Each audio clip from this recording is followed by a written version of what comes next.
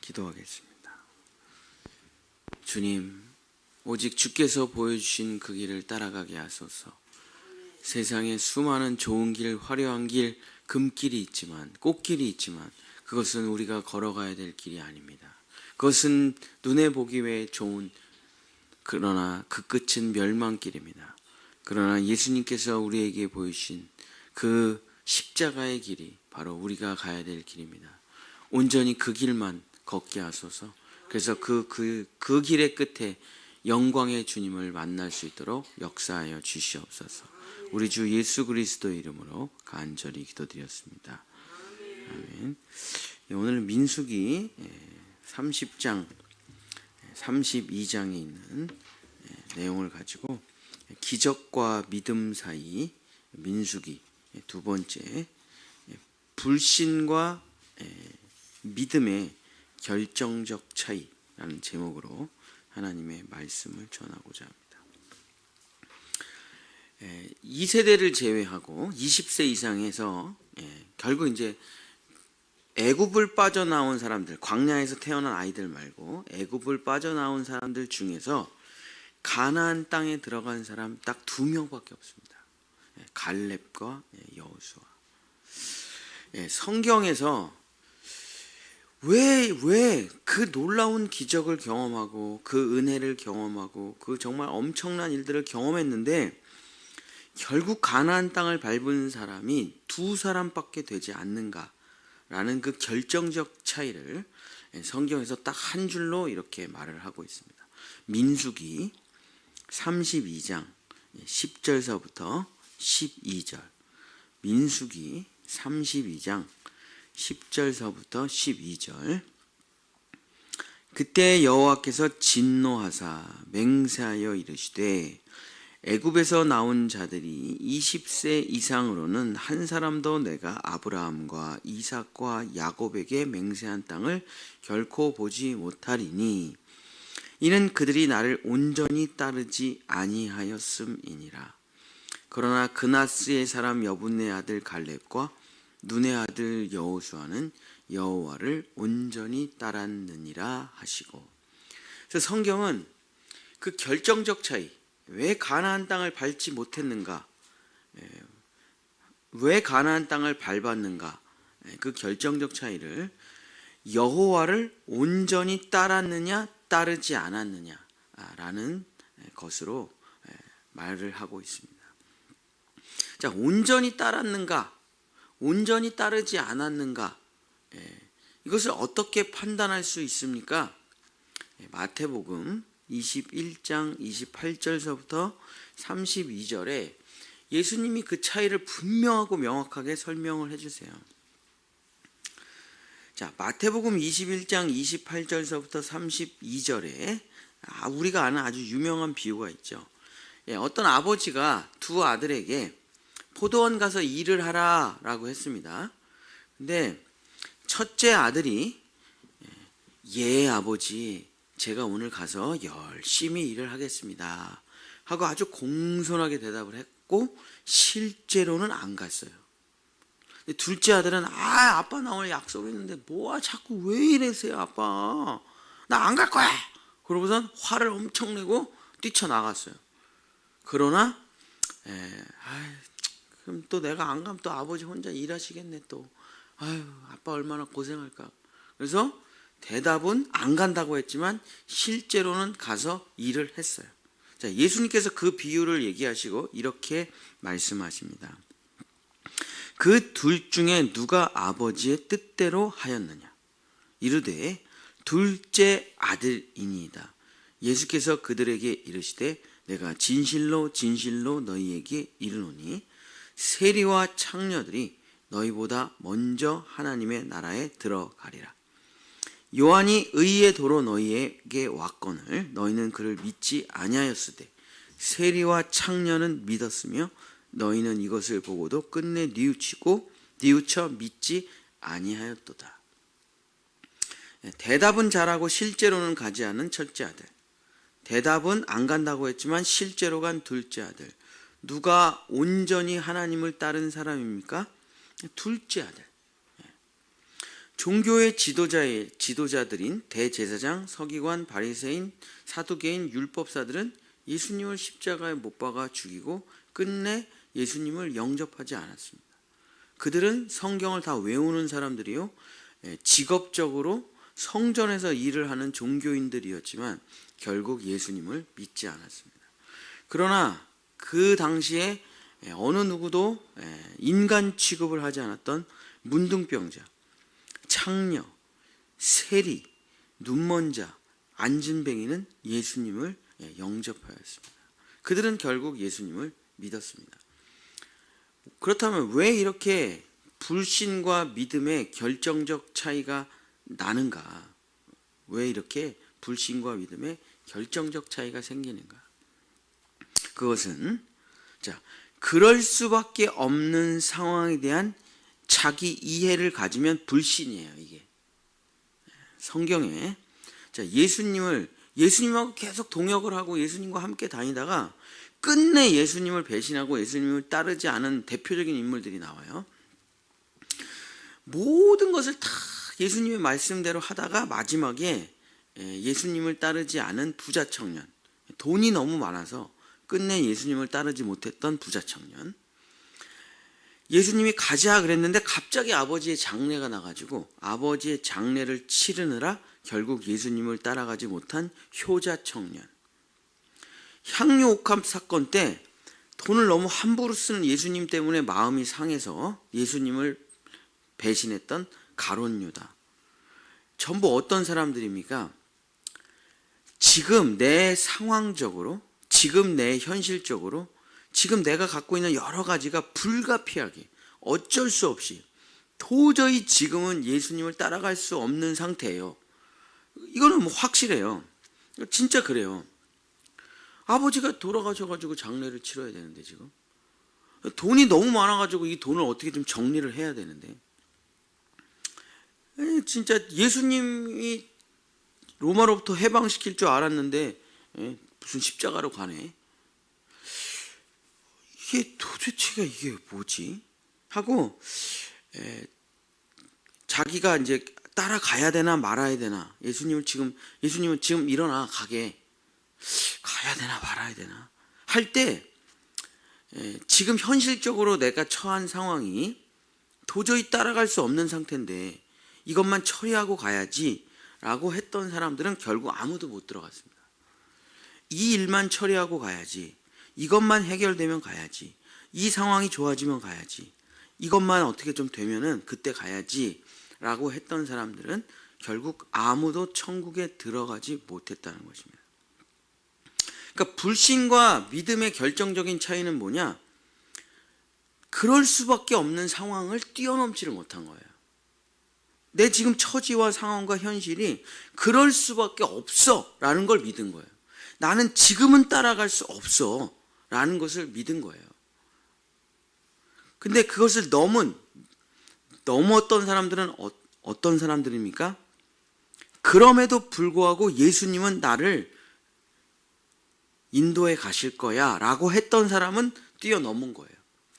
그러니까 예수님의 그 비유, 아까 그 비유를 보면 상황적으로나 현실적으로나 그 사람의 마음을 볼 때 이해는 간다니까. 그게 예수님을 따라갈 수 있는 현실적인 상황이 안 된다는 것을 이해가 가요.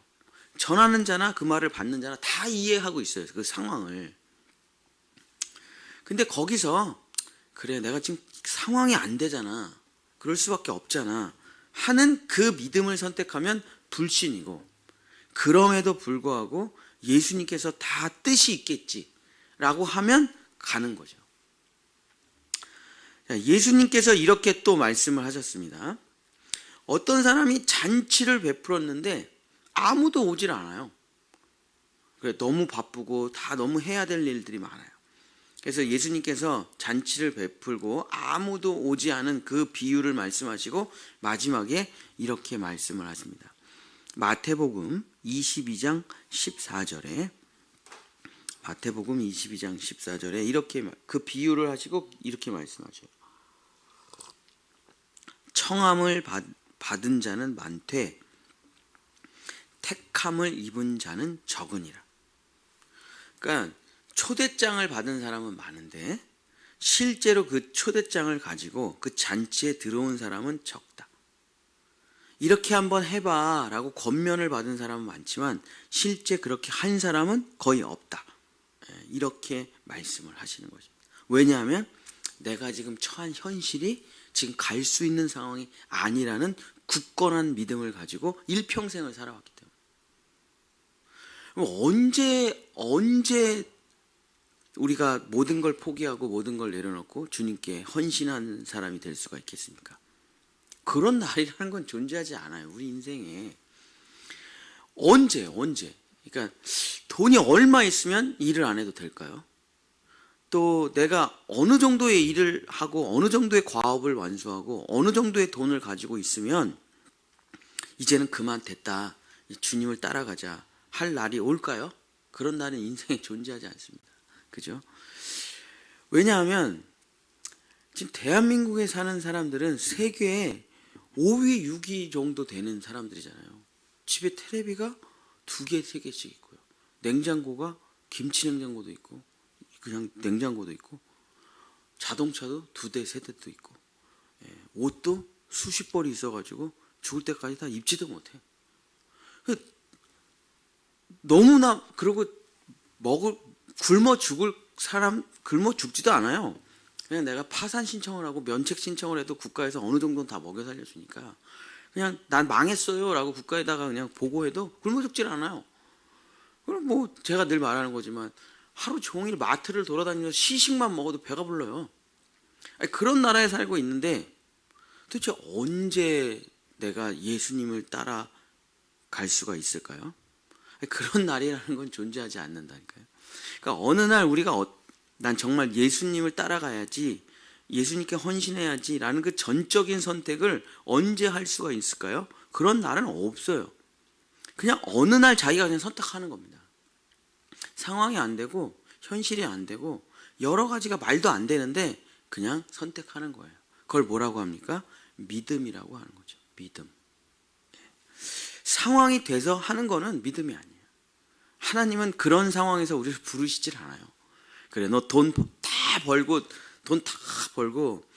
통장에 돈 충분히 쌓여 있으면 그때 주님께 헌신해라. 그때는 주님이 부르시지 않고 죽음이라는 선물을 주신다는 거예요. 죽음. 한 부자가 있습니다. 이제 됐어. 이제 됐어. 그랬더니 그날 그 영혼을 걷어가시잖아요. 그러니까 우리의 인생에 믿음이라는 것은 그럴 수 없는 상황에서 예수님을 선택하는 게 믿음이라는 것입니다. 현실적으로는 도저히 예수님을 지금 선택할 수 있는 상황이 아니에요. 근데 그럼에도 불구하고 그 예수님을 선택할 때 우리는 가나안 땅에 입성하게 되는 것이고 이것을 믿음이라고 하는 것입니다. 예수님께서 하신 비유 중에 가장 유명한 비유 중에 이런 게 있죠. 열처녀의 비유입니다. 5은 들어가고 5은 들어가지 못했다는 얘기를 하시면서 그 결정적 차이를 뭐라고 말씀하십니까? 마태복음 25장 11절서부터 13절에 그 결정적 차이를 예수님께서 이렇게 말씀을 하세요. 마태복음 25장 11절서부터 13절. 그 후에 남은 처녀들이 와서 이르되 아직 이제 등불에 기름을 준비하지 않은 처녀였는데 예수님이 갑자기 오신 거예요. 이거 어떡하지? 신랑이 왔네? 그랬더니 그제서야 막 이제 뛰어가가지고 뭐 기름을 산다 어쩐다 저쩐다 하는 거죠. 그 후에 남은 처녀들이 와서 주여 주여 우리에게 열어주소서 대답하여 이르되 진실로 너희에게 이르노니 내가 너희를 알지 못하노라 하였느니라. 그러면서 이 결정적 차이를 이렇게 말씀하시죠. 그런즉 깨어 있으라 너희는 그 날과 그 때를 알지 못하느니라. 자, 그냥 어느 날 언제 나한테 주님이 가자 할지 모르는 거예요. 근데 그냥 갑자기 예수님이 말씀하시는 거예요. 뭐 부자 청년도 그렇고 아버지 장례난 사람도 그렇고 뭐 가룟 유다도 그렇고 그냥 갑자기 어느 날 말씀을 하세요. 지금이야 가자. 여러분 지금이야 가자. 그러면 여러분 따라가실 수 있으시겠습니까? 오늘 여러분이 해야 될 일이 얼마나 많아요. 오늘 뭐 이것도 해결해야 되고 저것도 해결해야 되고 이것도 해야 되고, 냉장고에 그 식혜를 그냥 제가 우리 장모님이 식혜를 주셨는데 꽝꽝 얼려서 주셨어요. 그거를 이제 녹여서 먹겠다고 바깥에다가 내놓은 거예요. 상했네. 상했어. 너무 오래 놔둬가지고 바깥에. 그러면서 아내한테 욕을 뒤지게 먹었죠. 식혜 이거 냉장고에 넣고 가야지. 안 그러면 상하는데. 이런 사람들은 다 못 따라가는 거예요. 네. 어떤 사람이 들어갈 수 있느냐? 어떤 사람이 예수님의 그 즉각적인 이제 가자 하면 예수님하고 갈 수 있는 사람들이냐? 깨어있는 사람이라는 거예요. 깨어있는 사람. 자, 깨어있는 사람이라는 건 뭐냐면 평상시에 항상 갈 준비가 돼 있는 사람이에요. 항상. 늘 그냥 일상생활을 해요. 그런데 마음의 깊은 곳에 뭐가 있냐면 예수님 오면 가야지. 예수님 오면 가야지. 이 사람이 깨어있는 사람이에요. 근데 예수님이 가자 그럴 때 예 예수님 그리고 얼른 가는 거예요. 근데 준비가 지금 아무것도 안 돼 있는 사람은 가자 그럼 그때부터 이제 생각을 해보는 거예요. 야, 김치 뚜껑 안 닫고 왔는데, 이거 미역국 냉장고에 안 넣고 왔는데, 애들 빨래 건조기에 안 넣었는데 못 가는 거예요. 못 가. 그 예수님이 그런 거 중요한 게 아니야. 그 건조기에 좀 못 넣으면 어때? 그 김치 좀 상하면 어때? 지금 가자. 잠깐만 기다리세요. 내가 얼른 가서 그거 하고 금방 올게요. 근데 왔더니 예수님이 계시질 않아요. 그래서 막 달려서 예수님 문 좀 열어주세요. 이미 문이 닫혔어. 이미 문이 닫혔단다. 그러면서 울며 슬피 울며 일을 가는 일이 벌어지는 거죠. 여러분 결정적 차이가 마음의 차이입니까? 아니에요. 첫째 아들은 아주 나쁜 놈입니까? 아니요. 착한 애예요. 우리 탕자의 비유를 보면 첫째 아들이 뭐 나쁜 아들이에요? 아니요. 진짜 착한 아들이에요. 뭐 바리새인 서기관 대제사장이 뭐 나쁜 사람입니까? 아니요. 좋은 사람들이에요. 다. 사회적으로 아주 좋은 사람이에요. 훌륭한 사람이에요. 한 번도 성전을 떠나본 적이 없고 평생 아버지 옆에서 일하던 사람들이에요. 다. 근데 왜 결정적인 때에 결정적으로 예수님을 따라가지 못했는가? 그 일을 하면서 항상 마음의 중심에 뭐가 있었습니까? 재미가 없는 거예요. 하고 싶지가 않은 거예요. 가고 싶지가 않아. 그냥 어쩔 수 없이 그냥 하는 거예요. 근데 진짜 예수님의 부름을 받고 벌떡 일어나 간 사람은 어떤 사람이에요?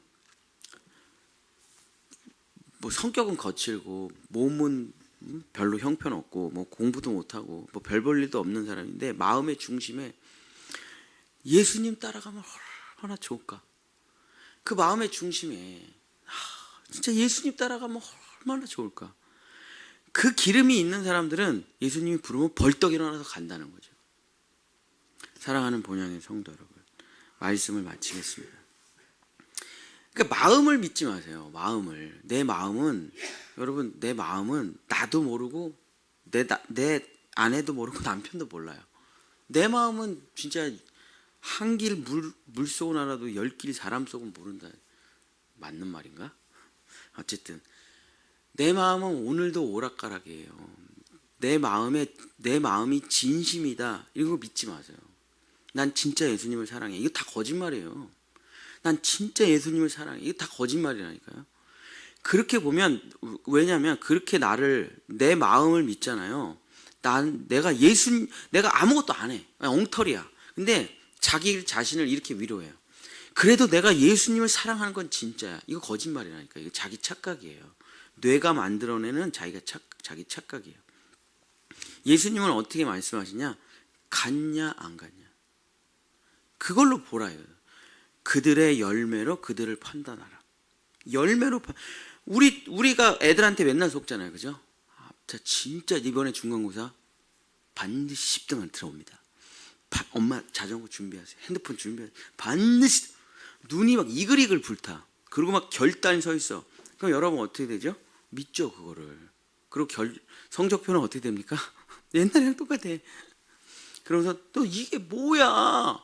또 공부한다고 했잖아. 그럼 걔가 또 뭐라고 그러죠? 눈이 더 동그래져. 기말고사 반드시 해냅니다 내가. 그러니까 이거 성적이 중요한 거죠. 성적표가 나와야지. 성적표가. 근데 항상 마음이 진심이야. 항상 마음은 정말 진짜 각오가 바짝 돼 있어. 그거 가짜예요. 자기가 자기 자신에게 속은 겁니다. 열매를 봐야죠. 열매. 진짜 중간고사 때보다 기말고사 때 성적이 올라갔나, 그거를 보고 그 성적표를 믿어야죠. 내 자신이 진심인가, 정말 공부할 각오가 돼 있나, 이런 거는 의미가 없어요. 사랑하는 본향의 성도 여러분, 내 마음을 믿지 마세요. 내 마음은 착각이에요. 이 엄청난 내가 나를 착각하게 하게 만들어요. 그래서 아무것도 하나 안 하면서 맨날 이렇게, 그래도 난 마음은 진심이야. 난 정말 예수님을 사랑해. 내가 정말 언젠가 정말 내가 진짜 예수님 진짜 섬길 거야. 나 정말 예수님 따라갈 거야. 영원히 못 따라갑니다. 지금 앉아가지고 그렇게 막 말을 하는 애보다, 짜증나, 진짜 공부하기 싫어, 그래도 가방 싸들고 독서실 가는 애가 걔가 찐이에요. 찐. 그렇죠? 그런 거예요. 우리가 매일 새벽 기도들이, 여러분 오늘 5시 반쯤 일어나셨을 때 너무 행복하세요? 너무 기분이 좋으세요? 그런 날이 1년에 며칠이나 되겠습니까? 조용기 목사님이 40년 목회하면서 새벽 기도 가고 싶었던 날이 10번도 없대잖아요. 10번도. 그렇습니다. 인간이란 게 그래요. 그러나 예배를 드린 자, 여기에 진짜 와 있는 사람이 진또백이에요. 진또백이. 난 정말 평생 너무너무 새벽 기도를 하고 싶었습니다. 근데 안 왔어. 그런 거는 하나님이 안 믿으신다. 왜냐? 다 그냥 자기 변명이고 자기 합리화고. 사랑하는 우리 본향의 성도 여러분, 믿음이라는 것은, 행함이 없는 믿음이라는 거는 사실 자기가 착각하는 거예요. 믿음이란 그 믿음 안에 반드시 행함이라는 게 따라오게 돼 있습니다. 제 팔이 움직이잖아요. 이 팔이 지금 행함이라는 게 있잖아요. 나의 지시가 없이 이 팔이 이렇게 움직일 리가 없어요.